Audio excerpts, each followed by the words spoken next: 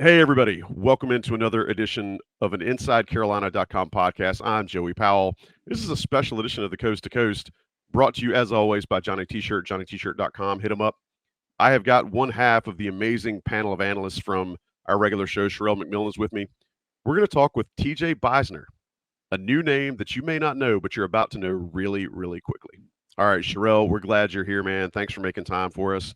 Talk with Mr. TJ Beisner. TJ, first things first, man. Tell us who you are and why you're here.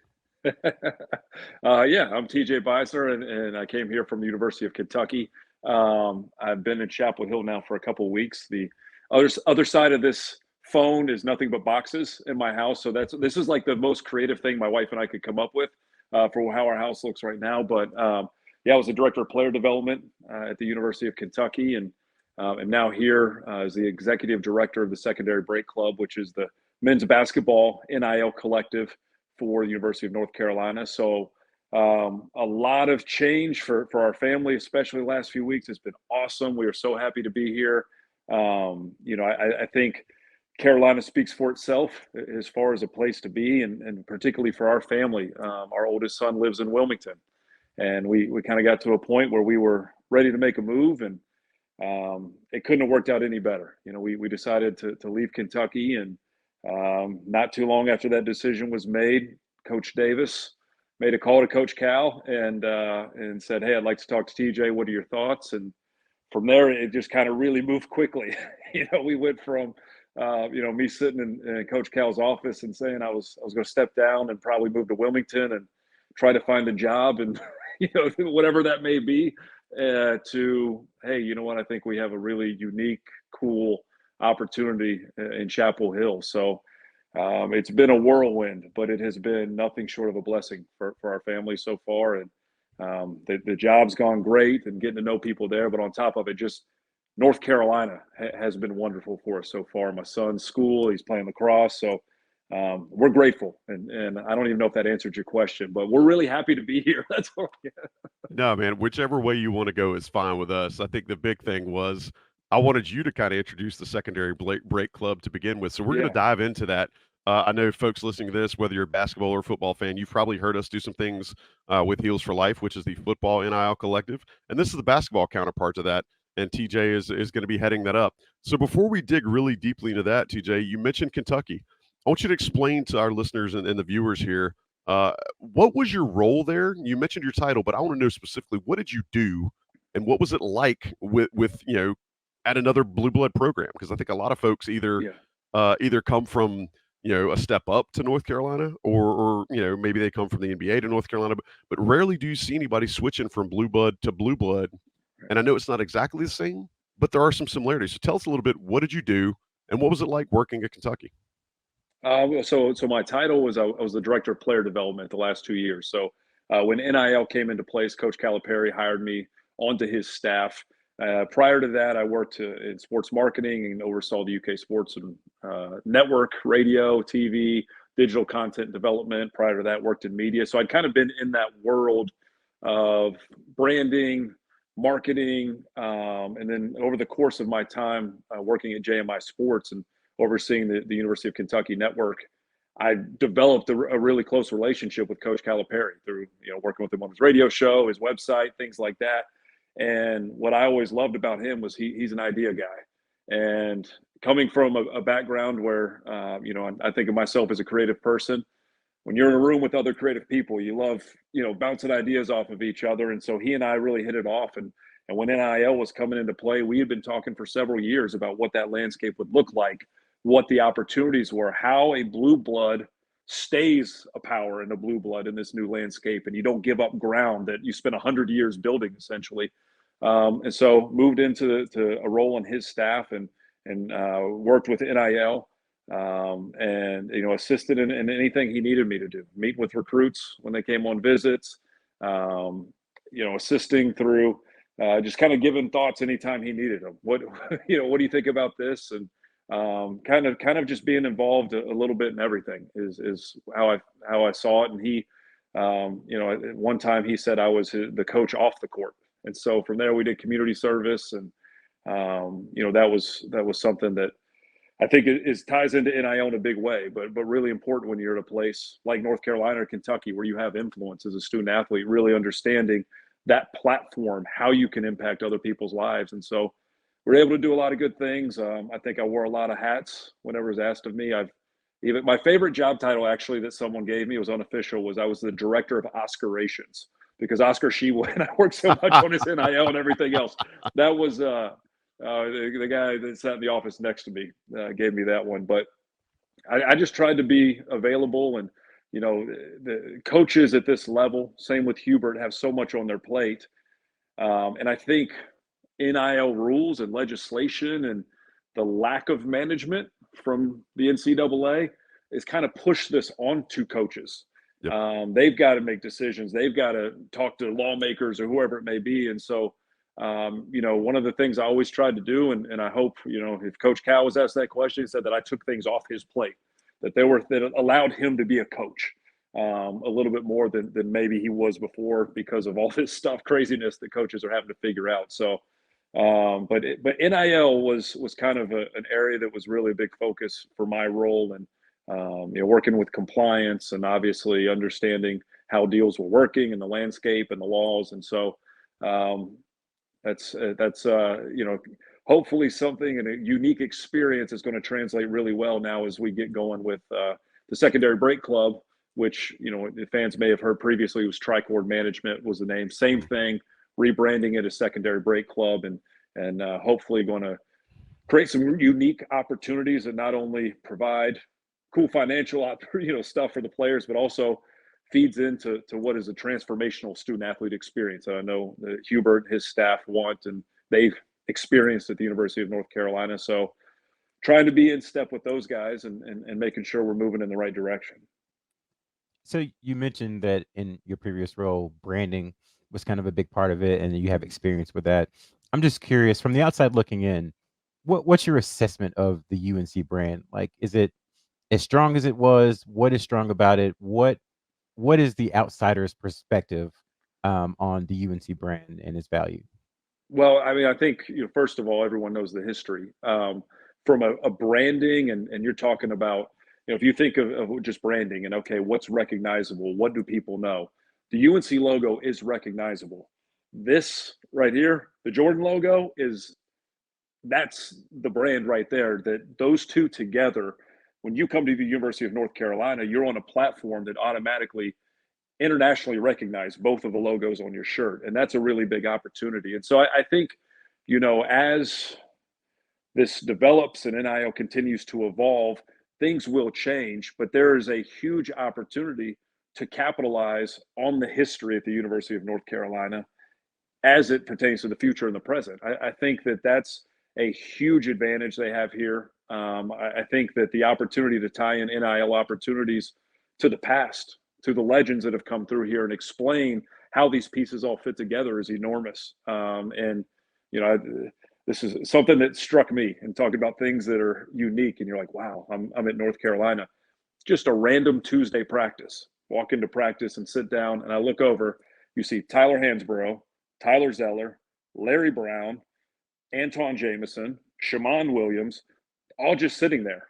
And that's so unique. That is something that other schools can't really identify and maximize those opportunities at the level that North Carolina and very few other schools can. And so I think leaning into that past as a springboard into the future and tying into what's identifiable, which is the North Carolina, the colors, the logo, and that Jordan logo really create a value that make you unique when you step on the floor. Because ultimately, the greatest brand that a student athlete can represent is themselves. That is ultimately the number one brand they'll represent.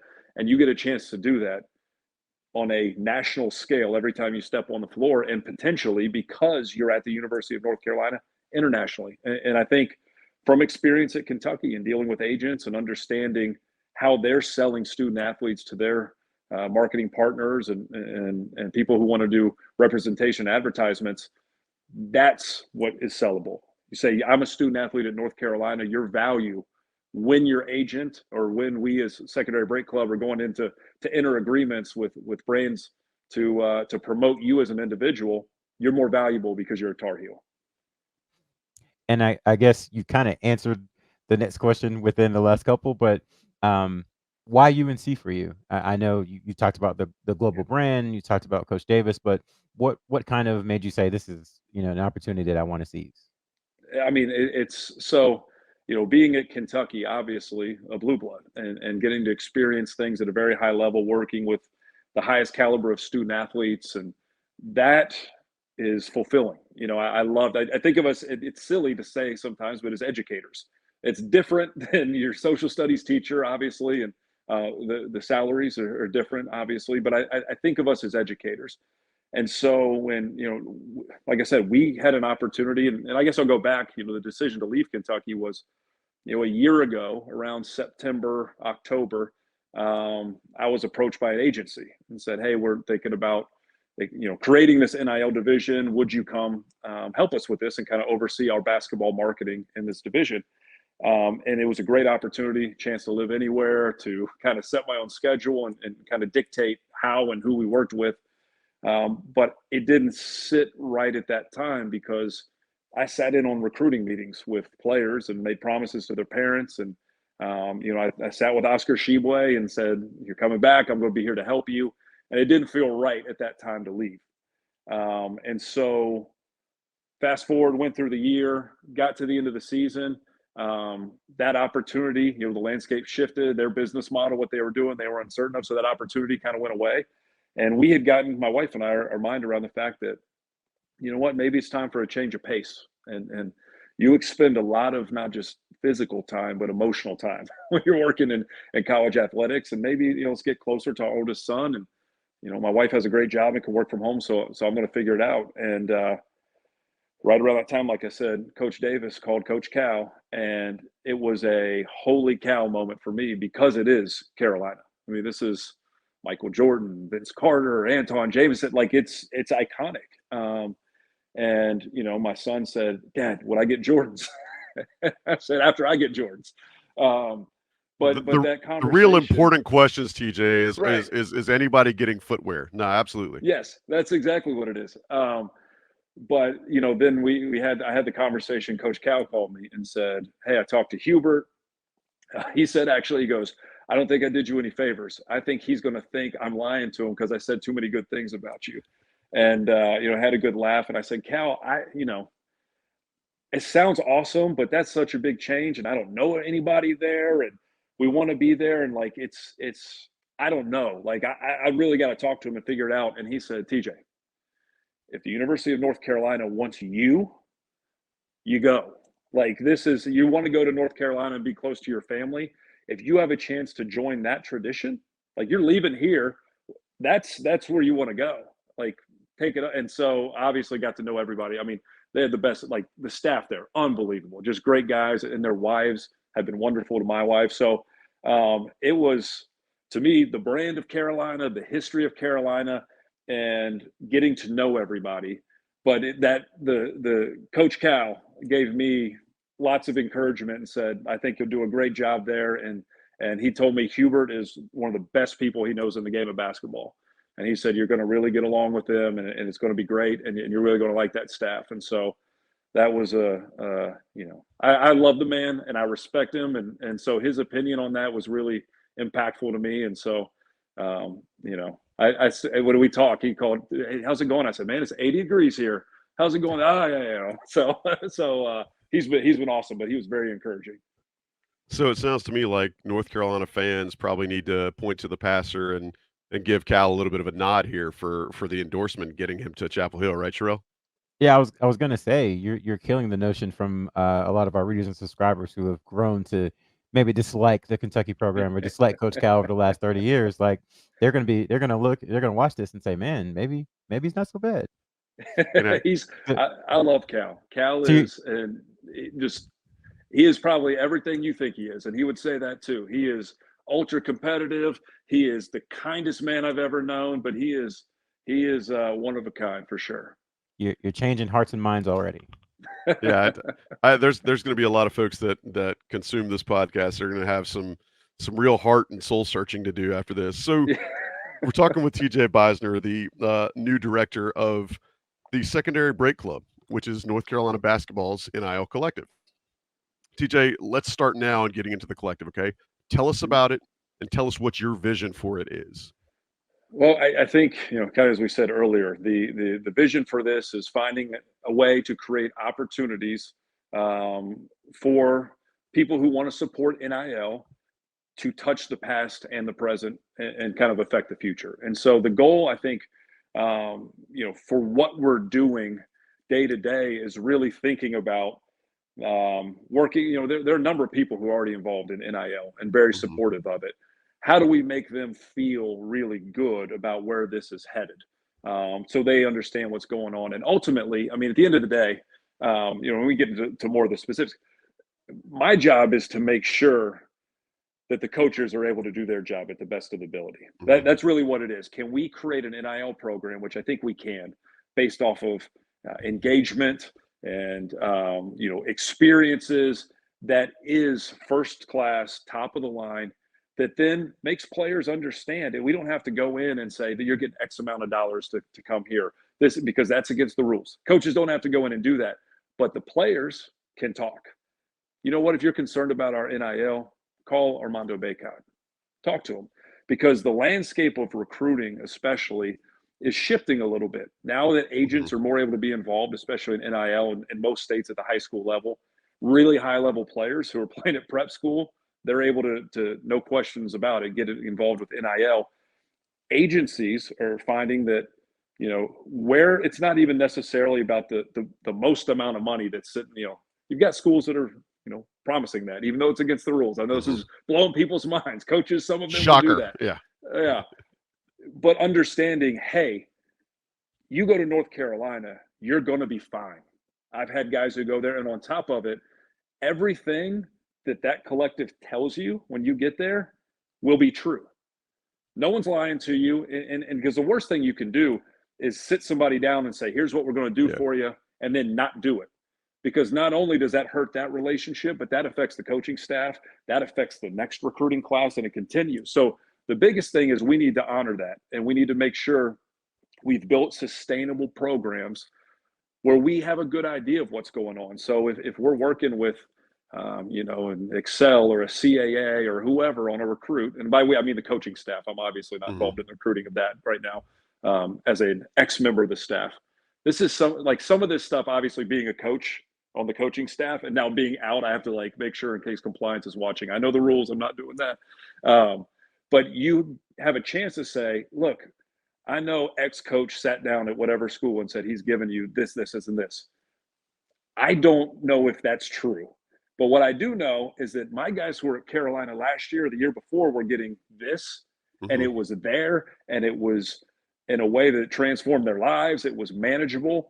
And that's where we want to get. I think part of the delay, I've been asked about, why wasn't this announced early, like when stuff started leaking, I was coming here, is it was really important for Hubert and for myself to talk to former players and to Coach Smith's family and to talk to stakeholders in this program so they understand, I'm not the guy coming from Kentucky who's just throwing hundreds and whatever else. That's not what this is.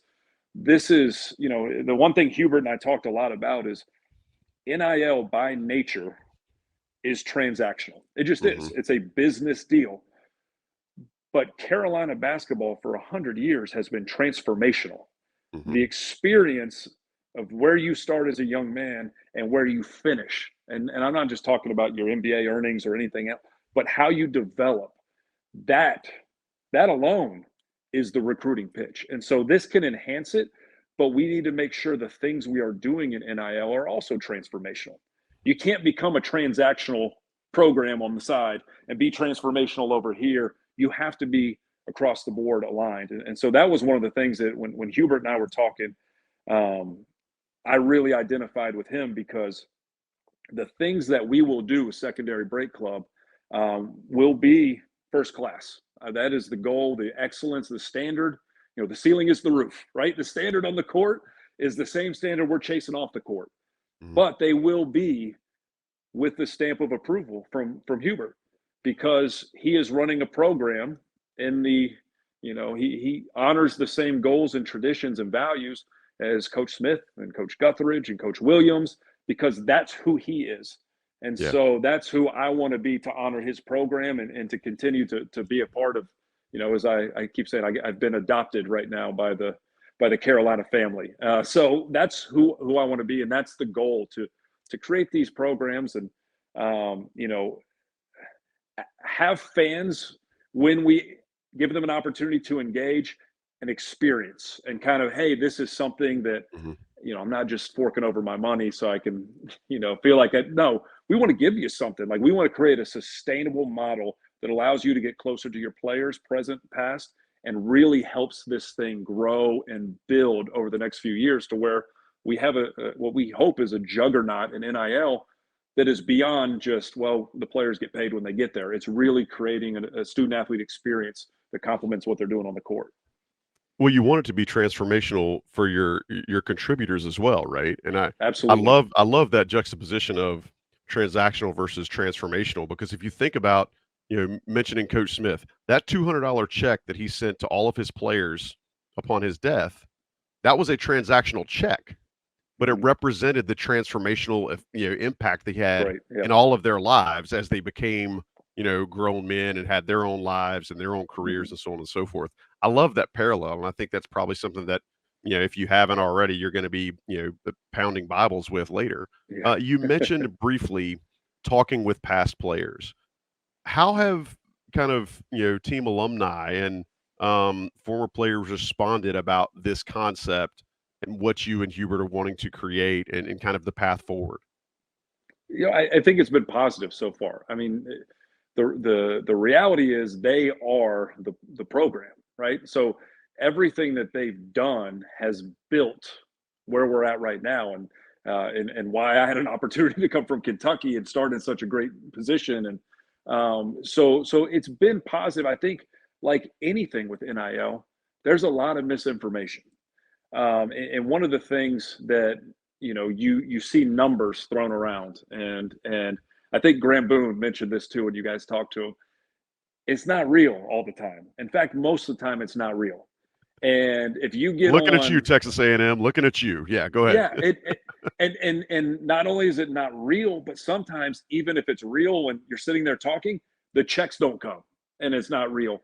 So I think getting past that misinformation, and one of this is, I don't know if this was a thing in Kentucky, if you guys saw this down here, but Coach Cal, we would always talk about with NIL, we think we're onto something good. We have something working really well. So you know what? If somebody says we don't know what we're doing, whatever, results will speak for itself, because every kid on this team will tell everyone they know that we did it the right way and they're taken care of and the rules are followed, compliance has everything. Like, we're fine there.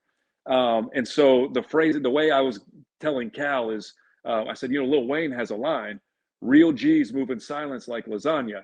Now, when he said it in the press conference, it was stay silent like lasagna or something like that. And it became like kind of a thing there. But that's where misinformation hurts what's actually happening in NIL, because there are people who are doing some really great things. And I will tell you, when I got here and I heard some of the things that are going on, blew my mind. Like, this is like, I talked to people in the industry and agencies and everything. Some of the stuff that was happening here, really good. And I hadn't even heard of it before. That's because, just like in recruiting or anything else, if you have an advantage and you're doing it the right way, why would you share that with the world for what? A couple retweets? And that's where I think, misinformation gains ground. And so even with not just the former players, but anybody, their concerns about NIL are totally valid concerns. We have the same concerns.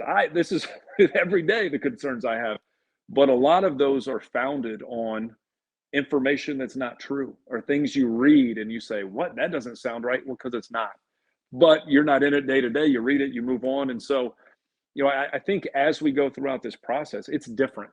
There's no question this is a different era, but it doesn't have to compromise all the values that these former players put their sweat, their hearts on the line for, to celebrate. And Coach Davis every day expects the current players to honor and live their lives that way.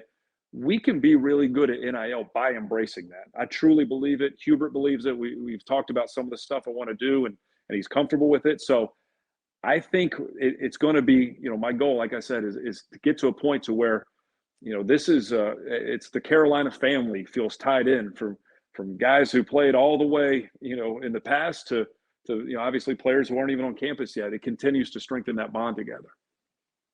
I'm really glad you said that about the misinformation, which is one of the reasons we wanted to have you on, because a lot of times that silence in this space can breed just all kinds of rumors and thoughts. Well, Carolina's not doing NIL. Carolina doesn't have Yeah. NIL, and just having you here to talk about that is great. And so my next question is on a similar vein, talking about you and the former players. A lot of Carolina fans, who grew up with Coach Smith and grew up with Coach Guthridge, they see college athletics as a certain way. They see college athletics as you come in as a freshman, you learn the ropes, you mature. By the time you're a senior, you're a grown man and you change. For those folks who are still kind of in that mindset, how do you, I don't want to say sell, but how do you show them the advantages that something like the Secondary Break Club can bring to UNC? Yeah, I mean, I think that everyone's on a different timeline now, and that's just with the NBA draft rules, your ability to go pro and take those chances. The timelines are different, but what you do during your time at Carolina doesn't have to be different. You can take through NIL or through whatever. You get a guy coming in who is okay. Hey, we've done a great job in recruiting. We've identified a great family, a great kid. They're about all the right things. But you know what? He's projected as a top 10 NBA pick. That shouldn't scare you off, because what you can instill in him, I'm telling you, what you feel when you walk into the Smith Center, and great, I've only been there for live action, but just that juice and the passion that the coaching staff has for this program and working with young people, that is contagious. And whether you're here for a year, 5 years, I mean, I think NIL obviously is I think it's documented. Armando has said that's been a piece of him returning has kind of helped him influence him that way. I think understanding that embracing the change, but not compromising who you are, still can create those connections. You can have a kid come in and play a year here and go to the NBA and still feel connected here, because his experience he got from Hubert Davis and the rest of his staff was transformational. He feels that connection here. And going back to what I said at practice that day, the guys from every era just popping in and saying hello and sitting there, and live action when Theo Pinson and Justin Jackson were there. This has always been a place where guys want to come back to. That speaks volumes. I talked about with Hubert about this. Don't take for granted and think it's normal that you have a whole staff who's gone all over and worked in different places and everything, and they wanted to be here in Chapel Hill. That says something. Like in recruiting, that's something we should sell. People want to be here because of all of this and what it means. And I don't think it changes with one and done or NIL or transfer portal. I can speak, just for being around. Who's really loving being in North Carolina right now? Cormac Ryan and Paxton Wojcik and who else? Jalen Withers and guys who have been other places. They're enjoying it because it is unique. It is a special place. And I think as long as we don't take easy roads in NIL and say, well, it's really easy to do it this way, that compromises everything that's been built at this program.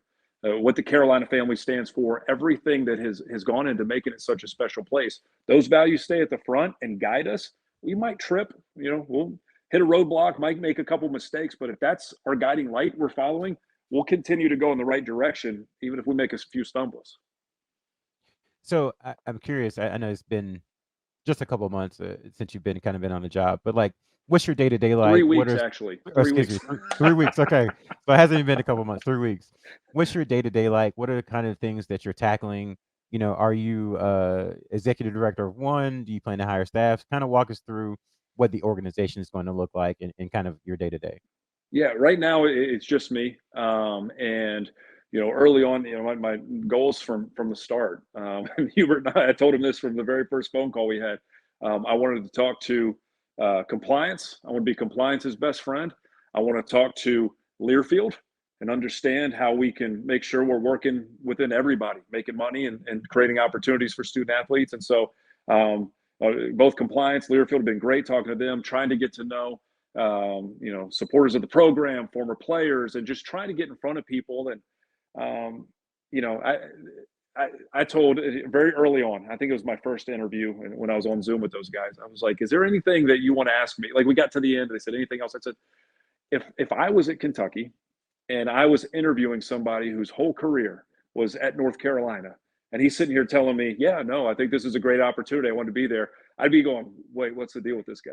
Like, they're red flags, what's going on? I said, so please, let's get it out in the open. And because this is a unique situation, this is purely circumstantial with my family and the coincidence of the timing. Like, this is a once in a lifetime thing that kind of worked out. And so, as we've talked through what that looks like, everybody that I've talked to said, I think you may have a challenge at first to really let everyone know you're here for the right reasons. Like, this is where you want to be, and you're here. And so I've really just tried to get to know everyone that I can in this limited time, and just try to get to know my family and see that, we are excited to be here, and we're genuine. I am genuine in what I want to do, and so excited about this family I've been brought into. And so right now, that's what most of my time has been, is just trying to get to know everybody. And I went to the football game a couple weeks ago and tried to get to Keenan Stadium. I ended up at the Keenan Business Building, like up on the hill, and then walked down the hill and up the hill. So learning campus, I'm also trying to learn campus. And but really, like, for me, day to day, I'm trying to go to practice and be present for the players, because I think that's going to be really important. At Kentucky, I wasn't negotiating deals. That's against the rules, but I was present with the players. And if a player was having trouble with a family thing, or he's having trouble with a class or something, I was one of the people that they could come talk to. And so, not that I'm necessarily that in this role, but if you're having a question about your taxes, or you're having a question about, hey, how can I get this deal, or I want you to feel comfortable talking to me. And so I'm trying to be present with the players and trying to get to know them a little bit as well. And obviously the staff, they've been awesome. They've been wonderful to us. And so day to day going forward, I think is going to be spend a lot of calls and trying to plan some things out and start getting down the line of I'm speaking generically, this I know, but there are a lot of things we're planning, and I do not want to give it the kiss of death and say, well, here's something we're working on, and then it doesn't work out. But there are a lot of things that we are trying to put together that hopefully are, like I said, sustainable. Something fans can look forward to every year and know this is an event that's happening this time of year, and a chance to engage with current and former players, hopefully. So we're talking with TJ Beisner, the executive director of the Secondary Break Club, which, if you haven't heard about it yet, you will. Hang tight. TJ, you mentioned through a flawless use of a Lil Wayne lyric earlier. What has Carolina been doing with NIL to this point? You mentioned that it's kind of been a lot of stuff in silence that you're just finding out about. Are there any of those things you can share with our audience now to kind of quell some of the stuff that Sherrell mentioned about, there's a lot of angst and people feel like that just because they don't see it, that North Carolina's not doing it. Is there any of that stuff that you can share, you do feel comfortable, sharing with our audience, so people can at least recognize, hey, this is going on in addition to what Secondary Break Club is about to start doing on top of that? Yeah. I don't know if I can get into specifics, but I will say some of the things that I think that I've observed that are just kind of generic, that there's a connectiveness in terms of, and here's the thing. I understand NIL by nature. Everyone wants to know everything going on. And when you don't, you think you're falling behind. Makes total sense. Like, I get it when you don't know what's going on. But I would say if NIL was not good here, you would not have the number one class in the country in 2024, is my guess, right? You would not have Armando Bacot coming back to school, and RJ and all these talented transfers. And so I think this is an area, and personally, for my role with Secondary Break Club, it was, I've told Hubert, results will speak. Like, that's what I intend to do with it, and not get into, they're going to be very public facing things, we hope, to allow people to get involved. But other stuff is, we don't need to get into the nitty gritty. Like, let's just go out there and work and get the results. But I think one of the things I've observed is organizationally, they're just so connected. I think Bubba has been it just in getting to know him myself a little bit, really open to things and really encouraging to, hey, like, let's be really good in this space, and you're the guy I trust to do it. Let's figure it out. And I think the coaches have a shared vision for what that looks like, and I think going back to what I said about Learfield, they understand their role and the opportunity, like how they can fit in, what the rules are, what they can and can't do. But I think because they're successful in what they're doing, and as they market campus and not just here but nationwide, they're finding opportunities or being able to say, hey, well, this guy wants to work with so and so. So I think what has been really encouraging to me is seeing that everyone from compliance to business partners to coaching staff to the administration seems to share the same vision. Mm-hmm. And the vision is moving toward, let's be the best in NIL, but let's make sure we're all communicating, because we don't want to trip up and one of us make a mistake that we didn't know Right. about to get somebody in trouble. And so that's what's been encouraging to me is,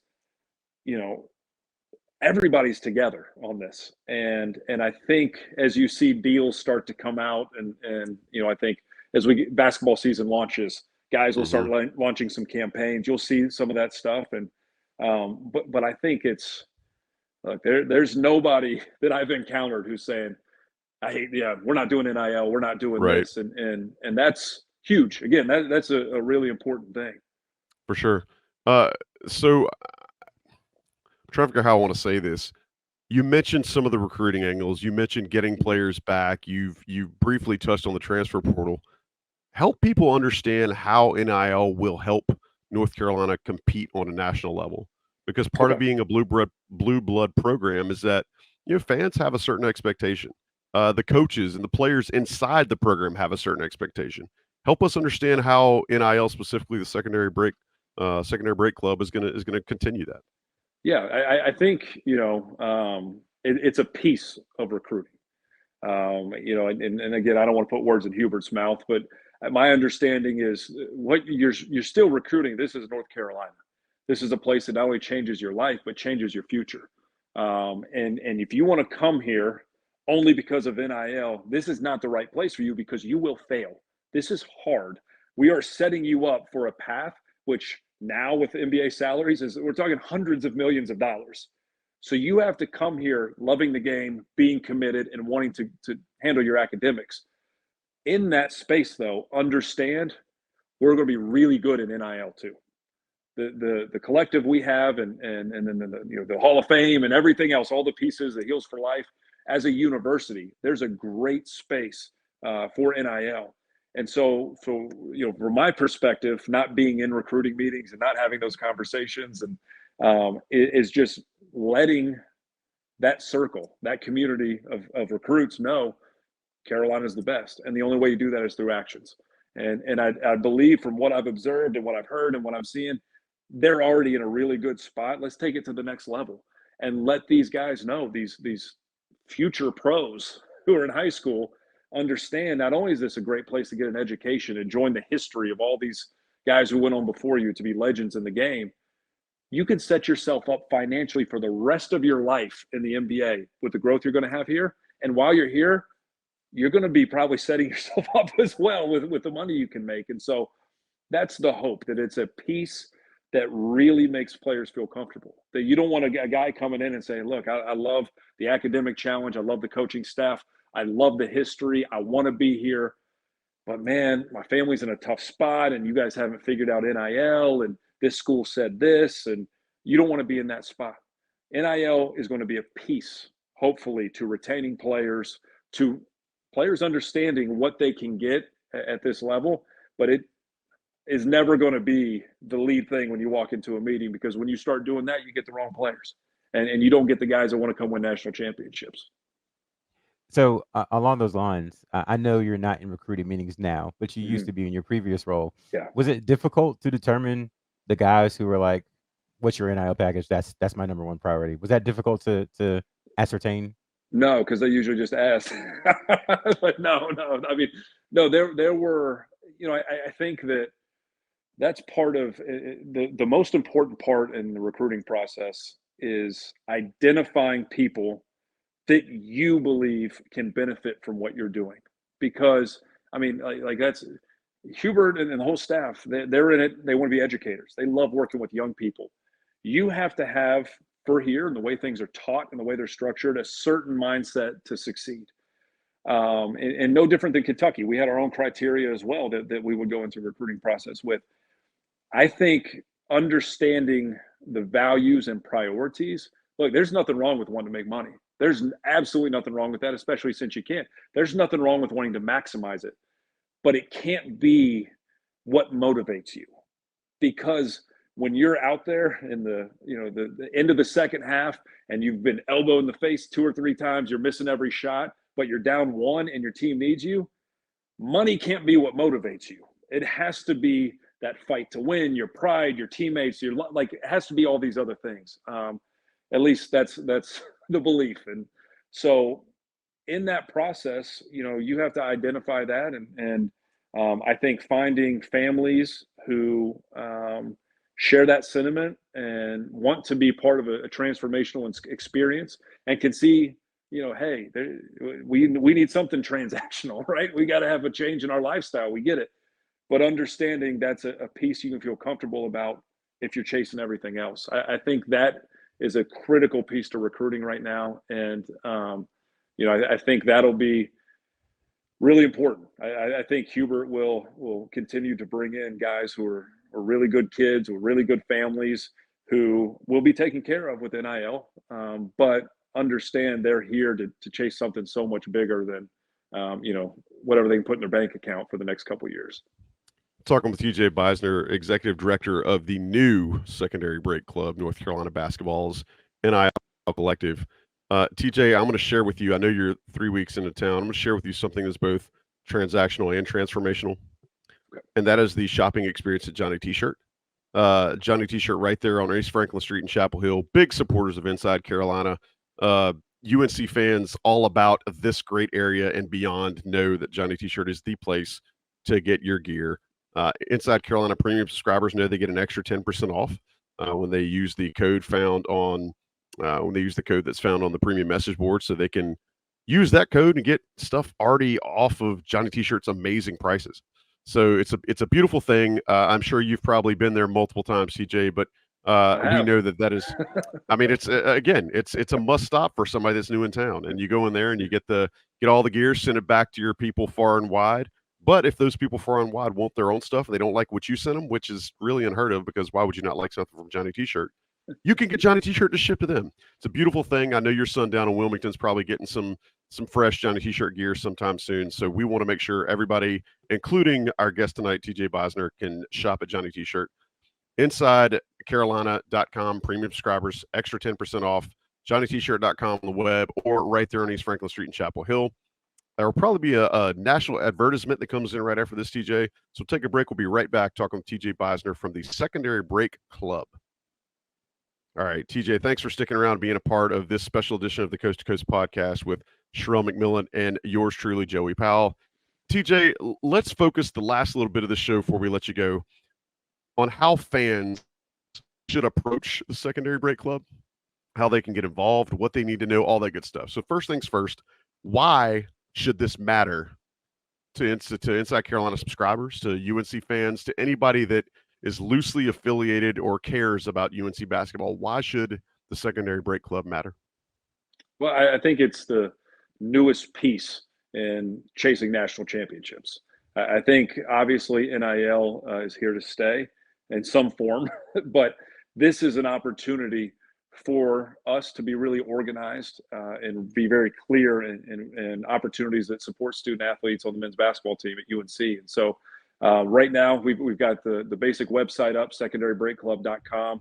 You can put in your email address, and as we have these announcements of opportunities to engage with players or things going on, we'll email those to you, as well as, hopefully have some other announcements through social media, maybe even at games. We're working on some stuff right now. So to us, it is, it is not, I'll tell you my personal viewpoint on this. It's not the fans' job to sustain the collective.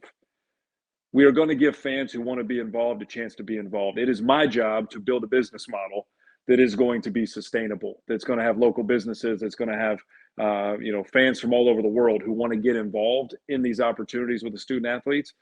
But we want the fans to feel connected to this.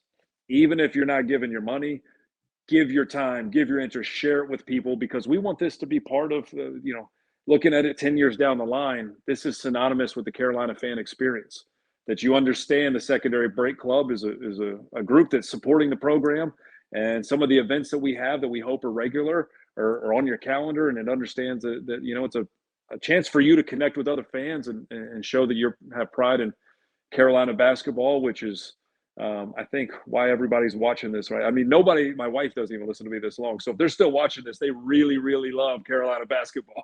I've stuttered and stumbled 500 times. So yeah, if you're still here, we love you. So, TJ, let me get this straight. So for Carolina fans who want UNC to chase national championships, who want UNC to be one of the best programs in the country, who want UNC to recruit, sign, and retain some of the best players in the country, one way they can help is by contributing and being involved with the Secondary Break Club. Is that correct? Yeah. And even right now, just you want to go to the website at secondarybreakclub.com and put your email address in.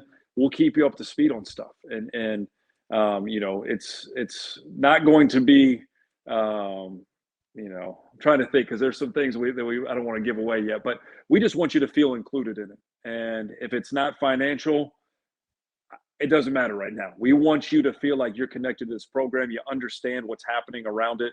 We want to be transparent in the things that are happening publicly. And, fans that have questions about how to get involved right now or anything else are free to reach out to me. It's tj@secondarybreakclub.com.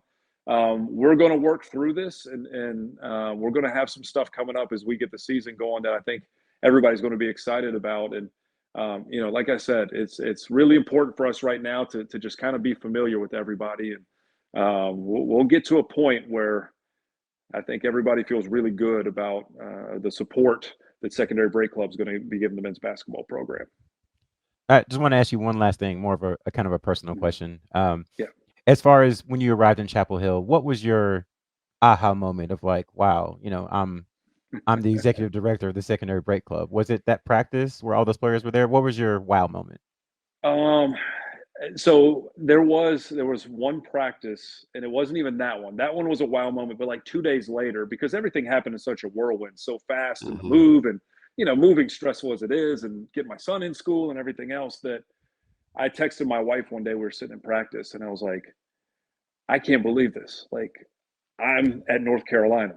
It's sitting there looking at those banners and seeing the guys go up and down, and just, I mean, that university blue, that color, like, it's just iconic, and just it felt special. But I think the first wow moment was we moved here on a Friday, and moving truck, unloading stuff. We spent Saturday like unboxing beds and clothes, that was it.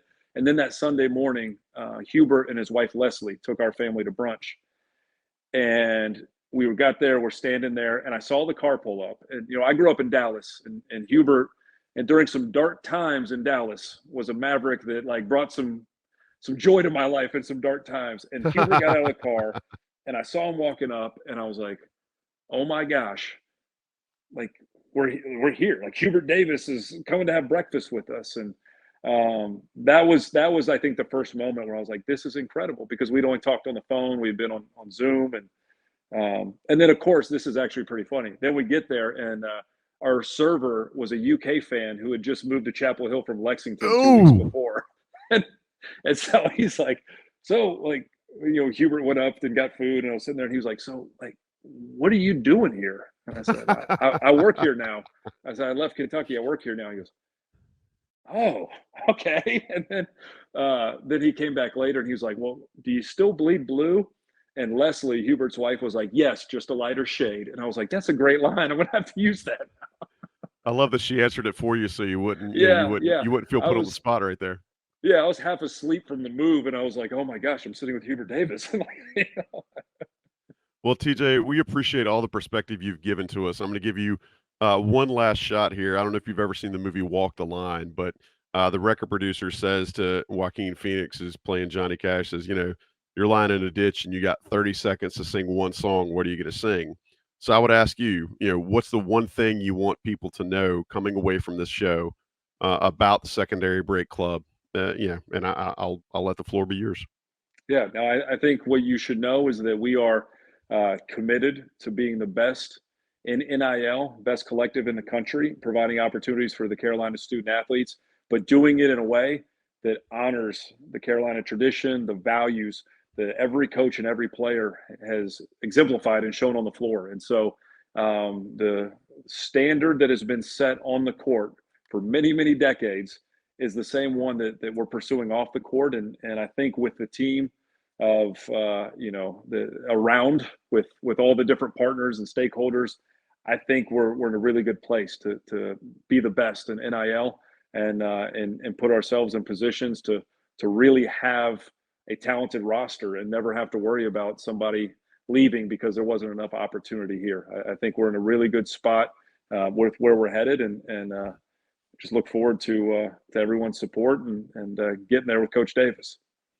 Well, this has been a ton of fun. TJ talked about opportunity, and if you need opportunity for your small business, make sure you check out our friends at Congruity HR. Congruity HR /Tar Heels. If you want a special free assessment of your business, Congruity will give you that transformational experience so that you can get back to focusing on your business. TJ talked about how he's taking things off the coaching staff's plates. Let Congruity HR do that for your small business and your company. Let them take the HR, the human resources, the benefit stuff off your plate so you can get back to making a profit or doing what it is that your business is designed to do. Don't get caught up on all this other stuff. Let them take care of it. Congruity HR, we love those guys. National brand, but local service. Congruity HR /Tar Heels. Check them out. We appreciate their sponsorship of the show. TJ Beisner, man, we appreciate it. Look forward to working with you in the future. Can't say enough, how happy we are to have you in town, and hope things work out well for you. And we will talk to you sometime in the very near future, sir. So thank you so much, guys, for having me. It's great talking with you. All right, for Sherrell McMillan, for our guest TJ Beisner, I'm Joey Powell. This has been a special edition of the Coast to Coast podcast on InsideCarolina.com. And again, that website, secondarybreak.com, secondarybreakclub.com. I'm sorry, man. I'm already clicking the sign off button. It's better make sure I can get that right before we get out of here. Now you got to say it 3 times fast to make sure you get it right. So you got to say it 3 times before we get off. Yes, secondarybreakclub.com, secondarybreakclub.com, secondarybreakclub.com. There it is. Check them out. TJ at secondarybreakclub.com if you want to hear from him. We appreciate you tuning in to the show. If you have not yet, subscribe to Inside Carolina's content.